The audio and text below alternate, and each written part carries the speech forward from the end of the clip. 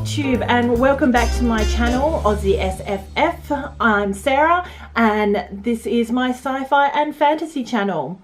Today I'm doing a top 5 Wednesday and today's one will be my top 5 young adult fantasy books. Here we go. This one is in no particular order except for the first one, which is one of my books that I think of when I'm trying to work out my star ratings for any particular book, and that is The Night Circus. This, I must have a reread of this year, I think, but it's so amazingly good. I know people rave about this one, but it is completely and utterly justified. These two children are pitted against each other in a magical duel that lasts so many years by these magicians that the young boy is adopted specifically for this quest. At least the little girl is the magician's daughter, and they come across, they form this night circus. It all takes place in this place called the Night Circus, where everyone is dressed in black and white. And to show their appreciation, the people who love this night circus, they dress in black and white and a tiny little bit of red to show that they are visitors. They don't get to stay. They have this beautiful bespoke clock, and the clockmaker becomes a fan of them as well. Colin has joined us because he can't be left alone. I absolutely adore this book, and yeah, as I said, I've really got to reread it this year. It's been too long.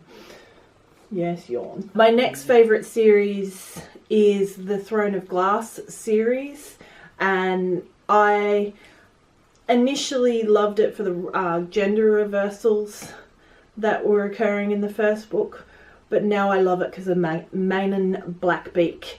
She is just a kick-ass lady who stands up for what is right, and she's finally getting her head around that too.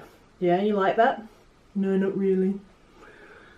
Colin's a bit sexist. I'm not going to go on about that one because everyone knows about that one.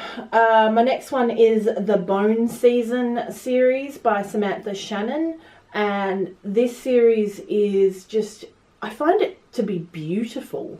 It is beautifully written, and I love the different ways that it's incorporating old school mysticism into a post-apocalyptic kind of England and London, and I find that incredibly endearing. My next one, and I've talked about this series before, but it's the Daughter of Smoke and Bone series by Lani Taylor. As I've said, I read this series, all 3 books, while I was at Disney World, and not only did I read it in a magical place, it's a magical book, magical series of books, and I absolutely adore them. I've never been particularly drawn into the angels and demons side of fantasy, but I particularly liked the way that Lani Taylor did it in these books, where it's more of a coincidence than an actual plot point. My last of my top 5 young adult fantasy series, The Mortal Instruments, where the Shadow Hunter sect is set against the demons of another realm, and the Downworlders are caught in between. I really do like this series, which is why I'm rereading it at the moment, and I'm still liking it as much as I did the first time round. So that is my top 5 Wednesday of my top 5 young adult fantasy novels. If you have any comments, please hit me up in the comment section below. If you liked it, give it a thumbs up, and if you haven't already, please subscribe. And happy reading. Bye!